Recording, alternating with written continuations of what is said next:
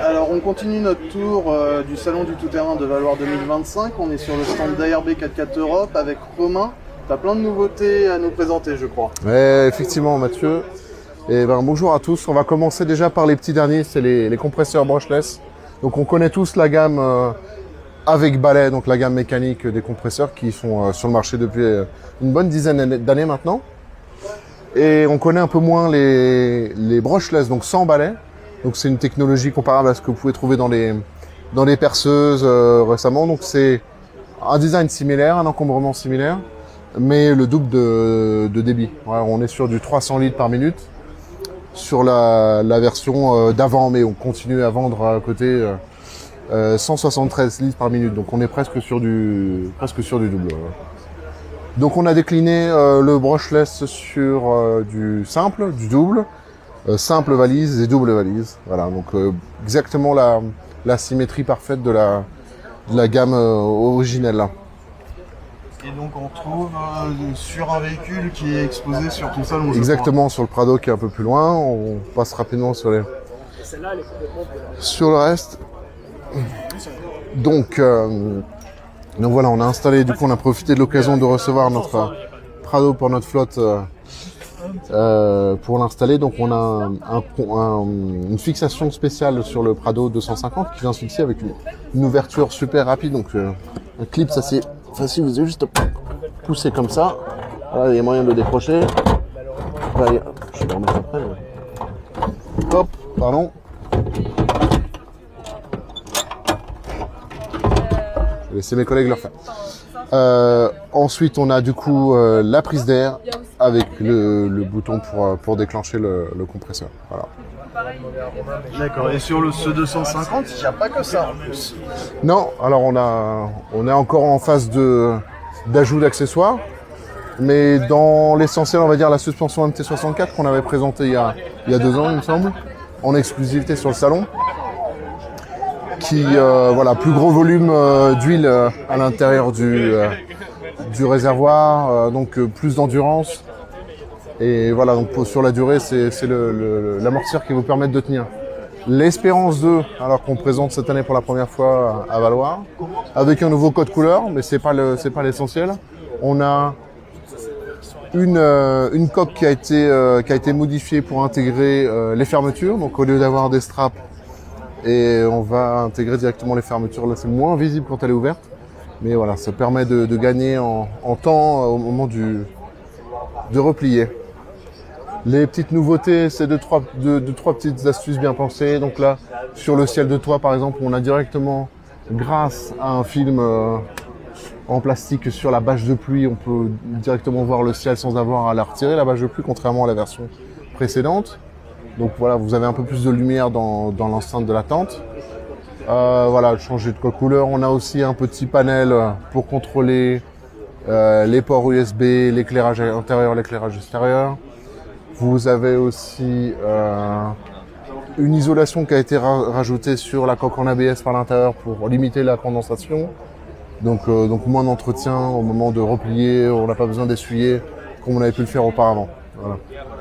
La tente Espérance, elle repose sur la galerie Bajrak qui a été faite pour le Prado 250 avec plusieurs versions disponibles. Là, on n'a pas de toit ouvrant, mais si vous avez un toit ouvrant, sachez que c'est possible d'avoir une galerie un peu plus courte pour votre Prado, sur lequel on a arrimé 8 feux Nacho. Voilà, donc les lentilles sont fournies avec, les protections sont fournies avec. Vous pouvez jongler entre les couleurs, entre les intensités aussi, puisque vous pouvez régler 3 intensités et avoir celle-ci au niveau des boutons de sélection dans l'habitacle, avec des boutons physiques.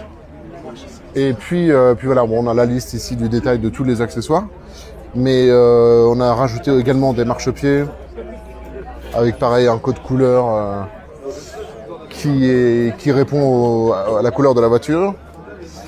Et voilà, en dernier, on a des protections de sous-véhicule voilà, qui sont disponibles en polymère plastique ou en acier 3 mm et des crochets de remorquage de 8 tonnes. Voilà, donc c'est à peu près tout sur le Prado. On est c'est un peu work in progress dans le sens où on est encore en train de développer certains accessoires. Certainement la prochaine fois, On aura notre schnorkel. On aura 2-3 accessoires supplémentaires, un pare-choc également, qui est en préparation. Un petit Airbnb quelque part. Le Ranger qu'on présente plus, on a eu l'occasion de faire le tour à plusieurs occasions, donc avec un pare-choc polymère homologué pour aller sur la route.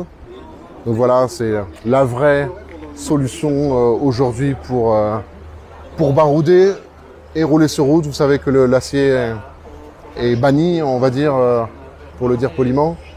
Et du coup, ça permet d'intégrer un treuil, de rouler sur route sans se poser la question de savoir si on va se faire arrêter ou si c'est légal, ne pas avoir à le retirer lors du contrôle technique et d'arrimer certains accessoires tels des longues portées. Et tous les accessoires du Ford Ranger, donc typiquement là le radar de distance va être reporté dessus pour pouvoir conserver les aides à la conduite. Vous avez les capteurs de stationnement. En dessous de la plaque, vous avez le treuil qui est intégré, donc assez discrètement. Voilà. Une prise pour jacker le véhicule si besoin. Donc là, vous allez venir par l'avant soulever le véhicule. Voilà. On trouve les phares Nacho. Exactement. On a quelques accessoires sur le toit, la tente Simpson qu'on ne présente plus, du nouveau mobilier camping qui est là depuis l'année dernière, mais qui a un réel succès. Voilà, on a l'aménagement de coffre avec le slide kitchen qu'on retrouve sur le van aussi. Oui, parce que particularité, tu as un van pour montrer que des produits ARB peuvent aussi exister sur les vannes. Tout à fait, exactement. On essaye de prendre la vague de la van life qui est tout à fait où il y a beaucoup de convergence et de synergie entre ces deux mondes. Les gens qui veulent plutôt faire du barou ou les gens qui restent plutôt sur des chemins battus mais qui ont envie d'un peu d'aventure. Et donc du coup sur le van on a le setup classique avec le frigo, la slide kitchen et on a aussi l'altitude qu'on avait présenté l'année dernière. À ouverture. À ouverture automatique. Voilà. Donc il y a toujours possibilité de l'ouvrir manuellement si besoin, s'il y avait un souci avec le courant. Mais l'idée c'est gagner vraiment en confort avec aucun souci de repliage puisque tout est attiré vers l'intérieur grâce à des tiges qui sont reliées à la tente. Donc là il y a vraiment, vous pouvez laisser vos oreillers, vos couettes, tout ce qu'il faut à l'intérieur. Il y a une ventilation, un éclairage, il y a un coupe-circuit même pour pas se faire emprisonner à l'intérieur. Vous avez l'échelle qui est le top de ce qu'on peut trouver dans les tentes, avec des barreaux pour se soutenir, mais surtout des vraies marches. Et l'avantage de cette échelle, c'est que bon, d'apparence elle est assez pratique, donc assez encombrante, mais on n'a pas à s'en soucier puisqu'on va la ranger dans la trappe qui est juste en dessous, qui est dans la coque de l'altitude. Voilà la petite trappe avec les deux verrous, c'est là où on la rentre. Voilà. Après, tu as une nouveauté, c'est au niveau autonomie en électricité, je crois. Exactement, on part sur la Slimline, batterie Slimline. Il faut savoir que c'est une batterie avec un gestionnaire de batterie intégré. Donc là, pareil, vous allez connecter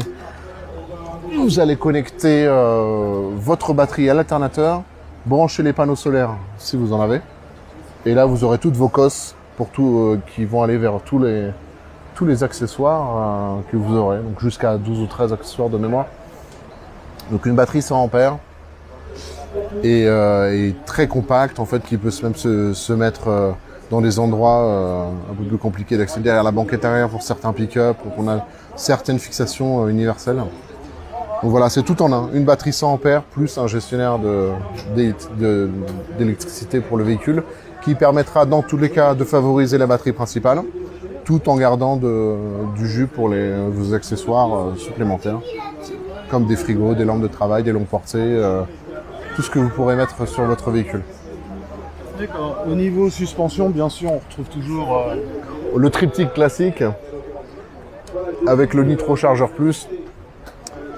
Au fond, le MT64 en milieu de gamme pour des gens qui ont besoin de solliciter un peu plus leurs amortisseurs avec un volume d'huile plus important. J'en parlais un peu plus tôt sur le Prado 250. Voilà, un diamètre de tige qui est un peu plus important aussi. Donc voilà, on va partir sur des profils d'off-roaders qui commencent vraiment à jouer bien avec leur véhicule sur des longues pistes pendant longtemps dans le désert. Et ensuite, il y a celui qui veut vraiment le top du top avec une technologie différente, donc technologie bypass qui se trouve d'habitude sur les véhicules de compétition, qui a été intégré dans un amortisseur, on va dire, pour les usages du quotidien, sauf qu'on a vraiment le meilleur des deux mondes. On a la technologie de compétition plus l'agrément pour un véhicule que vous pouvez trouver sur le marché, quoi. Avec une précontrainte pour la version combinée. Mais après, vous avez les réglages en compression et en rebond. Donc là, vous allez attendrir l'arrivée sur le choc. Vous allez pouvoir la régler plus ou moins ferme. Et ensuite, pour revenir à la hauteur d'origine, ça va prendre plus ou moins de temps selon le réglage de rebond que vous avez. Donc, voilà, après, ça dépend des paramètres. Sur route, on va privilégier un réglage un peu plus dur pour garder le contrôle. Et sur piste, on va vouloir un peu de tendresse. Donc, on va mettre ça un peu plus souple. Voilà. Donc on a fait le tour. Romain, merci pour ce petit tour. Nous, on va continuer notre tour du salon. Merci à toi en tout cas. Merci.